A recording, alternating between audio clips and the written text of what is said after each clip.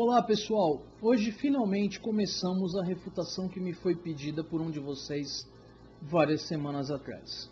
Eu peço desculpas pela demora, mas na época eu estava tratando de um outro assunto e eu precisava terminar o assunto. Após terminar esse assunto eu tinha mais algumas coisas planejadas e eu precisava também de tempo para poder fazer algumas pesquisas a respeito de ufologia e produzir outros 3 vídeos que foram preparação para esse vídeo aqui, onde eu tratei de questões como avistamentos no céu, abduções alienígenas, mutilação de gado. Essas coisas têm explicações muito mais plausíveis e mundanas do que seres de outros sistemas solares vindo até aqui à Terra para fazer sexo e serem sacanas com animais. A questão aí, agora com esses vídeos nós temos uma base comum para essas refutações de alegações que muito provavelmente vão acabar sendo mencionadas na entrevista. Afinal, o assunto é ufologia. Foi uma entrevista realizada com o auto-intitulado ufólogo Ademar José Gevaerd. Eu não sei se eu pronunciei o sobrenome dele de forma correta. Caso não, me desculpem, eu não tenho a menor ideia de como esse nome é pronunciado. Ele foi responsável por mais de uma revista especializada em ufologia desde 1985. Como nós vamos fazer aqui o assunto? Eu vou pegar a entrevista e eu vou dividir em partes, pois ela tem 1 hora de duração e ficaria assustadoramente longo um vídeo onde eu vou comentar sobre uma entrevista com 1 hora de duração. Então, eu vou recortar um pedaço da entrevista, vou colocar para vocês vão assistir e em seguida eu vou fazer meus comentários a respeito daquele trecho. Na semana seguinte, eu vou retomar sempre um pedacinho anterior do que eu comentei e então continuaremos dali.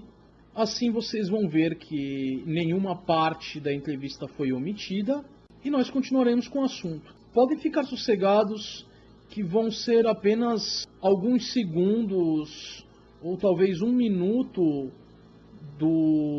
da entrevista que foi tratado anteriormente, apenas para deixar claro que nenhum pedaço foi omitido, né? Em geral eu vou deixar o último argumento que foi tratado no vídeo anterior. Vou procurar fazer isso sempre, tá? Então tenham um pouquinho de paciência.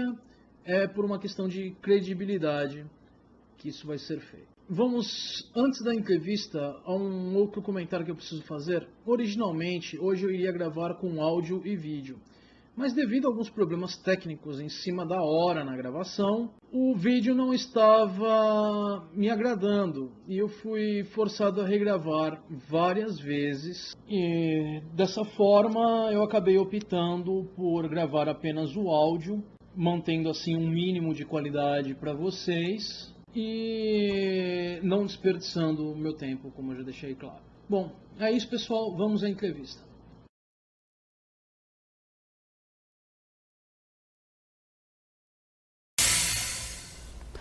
Boa noite. Abordar a ufologia nem sempre é algo fácil. Misturando ciência, fé, religião, pesquisa e até desconfiança, algumas vezes o tema mexe com o imaginário do grande público. Um congresso sobre ufologia realizado em Porto Alegre trouxe novamente o debate sobre o assunto.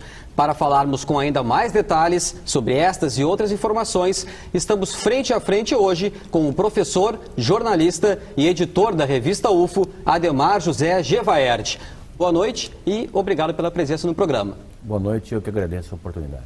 Muito bem. Também agradecemos aí a presença na bancada da professora colaboradora do Departamento de Astronomia do Instituto de Física da URGS e pesquisadora do CNPq, a doutora Miriam Pastorizi. Além do colega jornalista Humberto Treze, do jornal Zero Hora, e do jornalista da Fundação Piratini, João Brits, que também faz parte do GAIDU, o Grupo Aldebaran de Investigação e Debates Ufológicos. Lembramos que este programa é transmitido simultaneamente pela Rádio FM Cultura 107,7. Boa noite, professor, tudo bem? Tudo bem. Professor, os arquivos secretos existem ou não? Existem e estão, em parte, revelados. Graças a uma campanha que a revista UFO iniciou em 2004, numa tentativa de sensibilizar o governo e principalmente as autoridades militares da aeronáutica, nós conseguimos lograr êxito e fazer serem desclassificados quase 5.000 páginas de documentos secretos, até então mantidos secretos pelo governo brasileiro, que revelam as pesquisas que o nosso governo fez dessa questão. E muito pouca gente tem ideia, por exemplo, que aqui em Porto Alegre, nos anos 50, houve uma forte incidência ufológica que foi acompanhada de perto pelos militares da aeronáutica, resultando em inúmeros relatórios, que foram mantidos secretos por todos esses anos. O mesmo se repetiu nos anos 60, nos anos 70, e esse material todo foi sendo acumulado no CONDAVA, no Comando Brasileiro de Defesa Aeroespacial, até que através dessa campanha, que se chamou UFOS, Liberdade de Informação Já, nós conseguimos fazer com que fossem revelados à população, e hoje estão abertos a qualquer pessoa no Arquivo Nacional em Brasília e no Rio de Janeiro, 4.500 páginas de documentos. Muito bem. Passamos então as palavras aqui para a nossa bancada. Jovaé, boa noite. Boa noite aos colegas de mesa aqui. Existem dados estatísticos sobre pessoas contatadas e abduzidas, e qual é a fonte dessas, se existe, né, qual é a fonte dessas estatísticas? Bom, infelizmente, a ufologia não se precaveu como devia, há 20 ou 30 anos atrás, para institucionalizar um banco de dados que contivesse informações sobre todas as ocorrências registradas, tanto de primeiro grau, quanto de segundo grau, quanto de terceiro grau, as abduções, os contatos, em escala global. Por isso nós não temos números precisos. Nós temos números brasileiros, nós temos números argentinos, nós temos números americanos, só que esses bancos de dados são setoriais e eles não conversam entre si. Mas eu te diria que há uma quantidade significativa de pessoas que foram abduzidas. E para aquelas pessoas que não sabem o que significa o termo, são situações em que gente como nós, de qualquer tipo de profissão, de qualquer grau de escolaridade, é levada por esses seres para algum tipo de contato dentro de naves, às vezes naves que ficam na atmosfera, às vezes naves que são levadas para bordo de outras naves que estão em órbita da Terra. São muitas essas pessoas. E a abdução, ela pode ser consentida ou a abdução ela é um rapto? A abdução ocorre quando ela não é consentida, mas há ocorrências em que pessoas são convidadas. Então aí já não se configura uma abdução. Por exemplo, há inúmeros casos pelo Brasil e pelo exterior em que o cidadão é chamado para ir a bordo da nave e, inclusive, há casos de pessoas que se recusaram. Falaram, olha, muito obrigado, mas não quero esse passeio. E há outros que aceitaram e nos contam situações diversas passadas a bordo dessas naves. Como é que essas pessoas são convidadas? Esses seres, ditos seres, eles falam a língua da pessoa? De que forma é feito esse tipo? É um pouco curioso isso. É curioso, eu acho que para quem está ouvindo esse tipo de assunto pela primeira vez pode até parecer bizarro. Mas o fato é que essas ocorrências elas se dão com uma certa repetição em todo o território nacional e no exterior. Acontece que, primeiro, nós temos que ter em mente que nós estamos sendo visitados por várias civilizações que lograram ter um avanço tecnológico maior do que o nosso, que as possibilita chegar até aqui. E elas têm objetivos diferentes nessa sua vinda para cá e para outros planetas por onde elas trafeguem. Quando chegam aqui, em geral, e isso é uma estatística da ufologia mundial, em 9 a cada 10 casos, o contato tido com as pessoas é telepático, o que prescinde, então, de qualquer forma de compreensão das linguagens praticadas no nosso planeta. E nos casos em que o contato é oral, geralmente é na língua do próprio contatado. A pessoa recebe alguma coisa, alguma instrução ou algum convite na sua própria língua. Muitas vezes falando que são várias civilizações e objetivos diferentes. Tem algumas querendo o quê? Levar para experimentos as pessoas, outras querem... Como é que se divide mais ou menos, grosso modo, esse tipo de Bom, contato? a coisa vai até mais além do que isso. Se nós formos fazer uma análise do que nós próprios, enquanto espécie, estamos realizando hoje, nós vamos entender melhor toda essa questão. Nós hoje estamos explorando uma parte do sistema solar, aquela que nós conseguimos explorar com a nossa limitada tecnologia. Fomos à Lua, fomos a Marte, estamos tirando fotografias dos anéis de Saturno, dos satélites de Júpiter. Isso tudo porque nós temos essa vontade de ir lá para fora. Outras civilizações que já passaram por esse mesmo processo evolutivo há mais tempo, já tem mais tecnologia, já pode viajar a outros lugares, dominar tecnologias ou talvez leis físicas que nós não conheçamos ou não possamos explorar para viajar e vencer as distâncias interestelares e conhecer outras partes do universo, coisa que talvez daqui 30 anos, 40 anos, 100 anos, nós próprios vamos estar fazendo.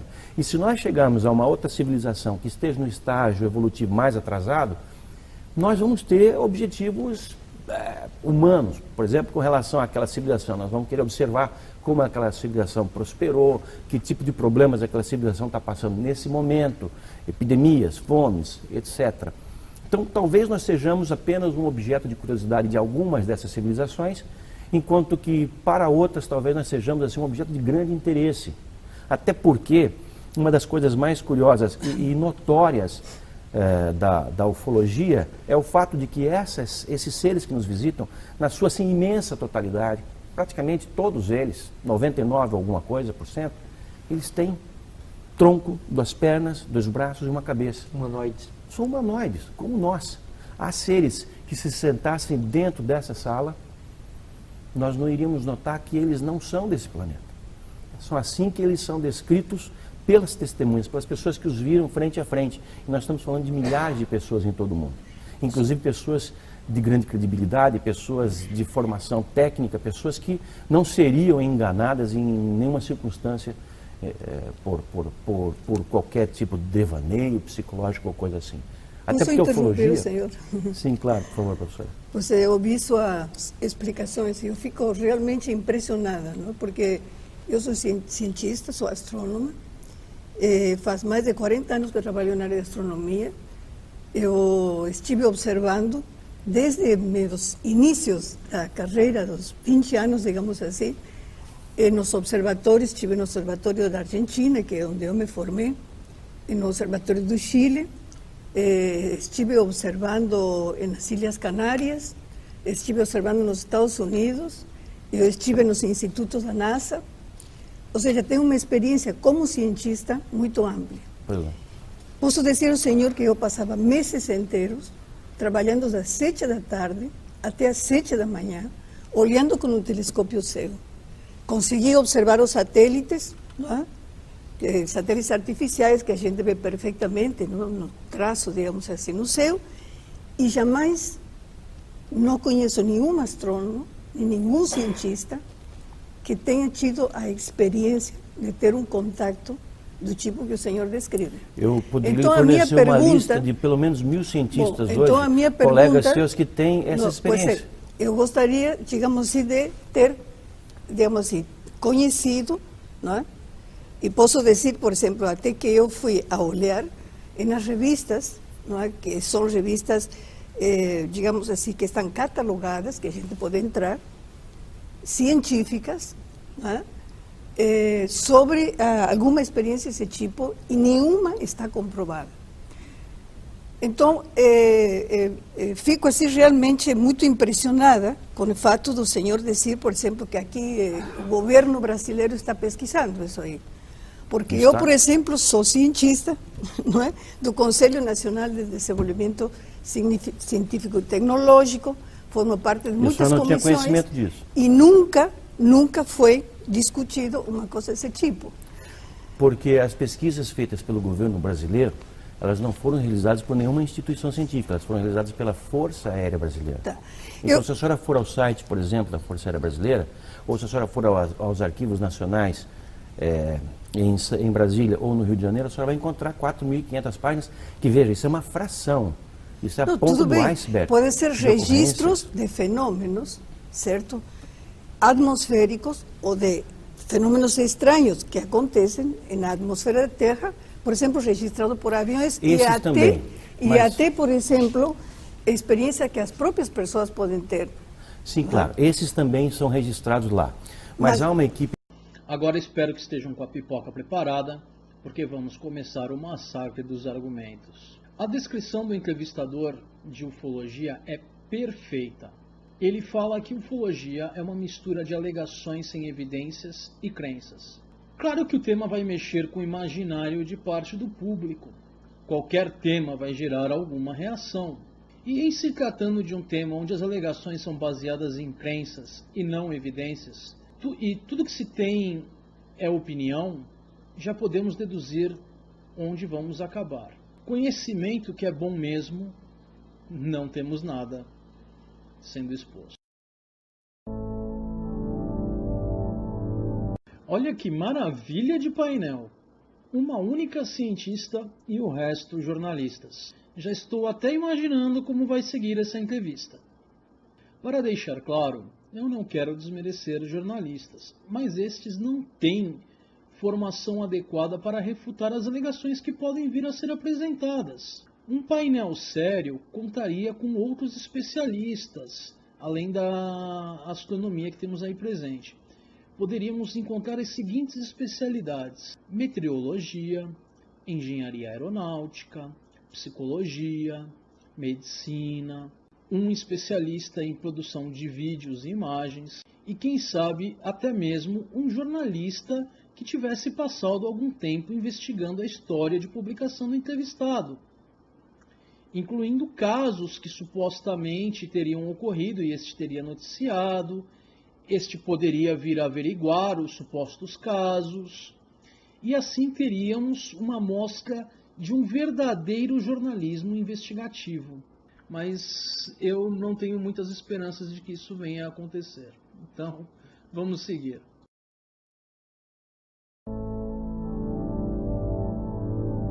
Mas afinal, trata-se apenas de gerar audiência. Então vale tudo. Espera, para tudo, pausa, calma, como é que é? Quase 5.000 páginas de documentos secretos. Então, depois disso, ele deve ter alguma evidência para apresentar. Eu até poderia ficar esperançoso por evidências, mas tendo em vista que essa entrevista foi ao ar em 2012 e até agora não ouvimos nada a respeito, acho que os tais documentos secretos não devem ter tanta informação relevante. Mas já gostei do comportamento do João Brits ao questionar as estatísticas. E surpresa, o Ademar, e me refiro a ele como Ademar, apenas porque quero deixar de lado formalidades e etc e tal. Se algum dia, por algum motivo, ele visse esse vídeo e desejasse responder a minha pessoa, ele poderia se dirigir a mim pelo primeiro nome, Fábio, sem problema nenhum. Estamos duas pessoas conversando em pé de igualdade, então deixemos formalidade de lado. Ele só pode admitir que não está bem preparado para responder. Ele começou a publicar revistas de ufologia em 1985. Na mesma época, ele abandonou outras atividades profissionais para se dedicar a essas publicações. E nesse tempo todo, ele nunca formou um banco de dados próprio. Sério isso? Eu tenho nem um ano de canal e a cada vídeo que eu faço, eu crio um pequeno banco de dados sobre o assunto e disponibilizo tudo que eu posso para vocês nas descrições. E olha que eu tenho poucas horas por semana para pesquisar, escrever roteiro, gravar, editar, tudo isso sozinho. Ele tem 30 anos investigando um único tema, tem uma equipe à disposição dele e ele não tem um banco de dados. Ai, ai, ai.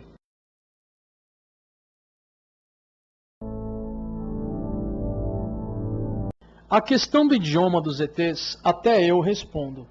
Você nunca viu nenhuma série de ficção científica? Bom, falando seriamente, ele poderia argumentar dizendo que os ETs estão observando as nossas transmissões há décadas. Gostaria de destacar que a primeira transmissão a ir assim para o espaço, ou seja, provavelmente aquela que primeiro outras civilizações terão contato sobre a nossa espécie, é um discurso do Hitler. Olha que maravilha. Mas, voltando ao assunto, Poderia-se argumentar que esses ETs estão há anos observando as nossas transmissões, aprenderam nossos idiomas, todos os nossos idiomas, que eles têm tecnologia de tradução simultânea, eles podem traduzir qualquer língua, enfim. Existem inúmeras formas de se resolver isso. O que nós não temos é nenhuma evidência para nenhuma dessas formas. E aí, ele vem com uma alegação que consegue ser ainda mais extraordinária. Contatos telepáticos. Eu quero ver ele provar isso.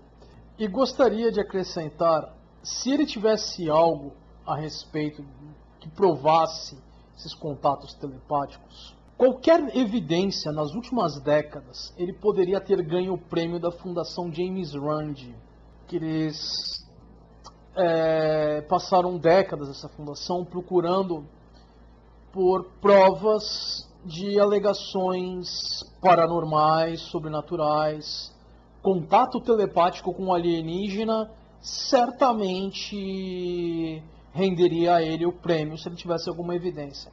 E ele não é um envolvido na questão, então ele não teria por que se embaraçar, se envergonhar de vir a público e apresentar evidência de tal coisa. Mas enfim, algumas pessoas podem até argumentar que ele não está interessado em dinheiro e sim na verdade, com aspas, né, pessoal? Porque a gente já viu tudo isso aí. A esses que podem fazer esse argumento, imaginem quantos profissionais ele não poderia contratar para fazerem pesquisa séria com o dinheiro do prêmio. Estamos falando de um prêmio que chegou, se não me engano, a $1 milhão. Dependendo da época, isso aqui no Brasil, minha nossa, é um dinheiro que não tem fim.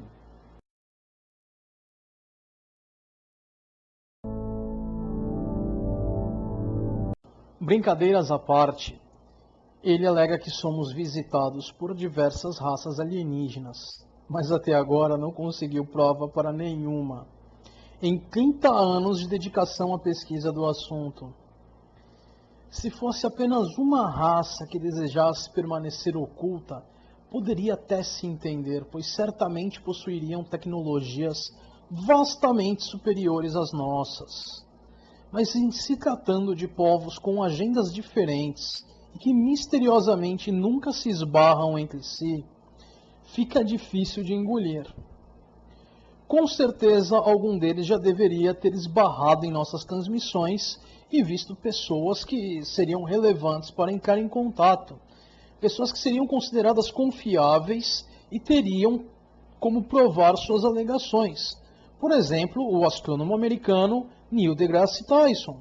Ele certamente é cético, com formação em astronomia e uma figura pública. Mas não, os ETs insistem em raptar apenas quem não sabe apresentar argumentos. É o tiozinho que mora lá na casa do chapéu, não tem formação nenhuma, ninguém nunca ouviu falar.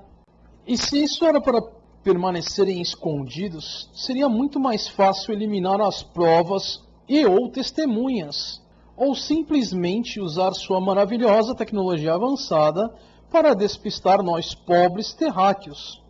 Mas o que temos é qualquer Joãozinho por aí com câmeras de 5ª categoria fazendo fotos, vídeos e alegações. Para que não fique nenhuma impressão de um possível sexismo, quando eu falei no Joãozinho, pode ser uma Mariazinha também, tá?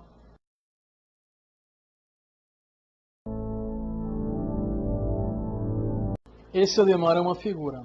Qualquer livro de história responde muito bem o que acontece quando duas civilizações de níveis tecnológicos diferentes se encontram, vide colonização das Américas. Então ele fala em testemunhas de credibilidade e formação técnica. Diz ter uma lista de 1000 cientistas que passaram por experiências com UFOs, mas não fornece um nome sequer. Isso se chama falácia de apelo à autoridade anônima. Mas devo dizer que foi ótimo ouvir ele dizer que sabe sobre as pesquisas feitas pelo governo brasileiro, na frente de uma cientista envolvida em tais pesquisas e nem se deu conta. Dá para ver que a pesquisa dele é muito cuidadosa. Jornalismo nota 10. Então ele diz que as pesquisas brasileiras foram feitas pela Força Aérea Brasileira não por cientistas. Sendo que aqui no Brasil, um dos grandes nomes em pesquisa aeroespacial e ciência é o ITA. Eu acho que o ITA não precisa de apresentação para ninguém no Brasil, mas vamos lá. O Instituto Tecnológico de Aeronáutica, conhecido como ITA, é uma instituição universitária ligada ao Comando da Aeronáutica, Comaer. Está localizado no Departamento de Ciência e Tecnologia Aeroespacial, DCTA, na cidade paulista de São José dos Campos, estado de São Paulo. Especializado nas áreas de ciência e tecnologia no setor aeroespacial. Link do ITA na descrição com mais informações sobre o mesmo e seus cursos desde graduação a pós-graduações. Tudo que ele apresentou hoje foram as falácias, argumento da ignorância e apelo à autoridade anônima. Gostaria também de deixar duas frases para vocês. O que é alegado sem evidências pode ser rejeitado sem evidências. Christopher Hitchens. Alegações extraordinárias exigem provas extraordinárias. Carl Sagan. Bom, pessoal, hoje vamos parar por aqui. A entrevista tem 1 hora de duração, o que tornaria muito longo para comentar em apenas um único vídeo. Na semana que vem, retornamos um pouco antes de onde paramos hoje, para que vocês vejam que nada foi deixado de lado. O psicético adverte: ceticismo faz bem à saúde, então seja sempre cético. As fontes estarão na descrição do vídeo. Se você gostou do vídeo que acabou de assistir, inscreva-se no canal e deixe seu joinha no vídeo. E também na página de Facebook. Caso não tenha feito ainda, clique no sininho do YouTube ao lado do nome do canal para receber as notificações. Vídeos novos estarão disponíveis todas as segundas-feiras. Deixem suas sugestões e perguntas nos comentários ou na página de Facebook. Vida longa e próspera!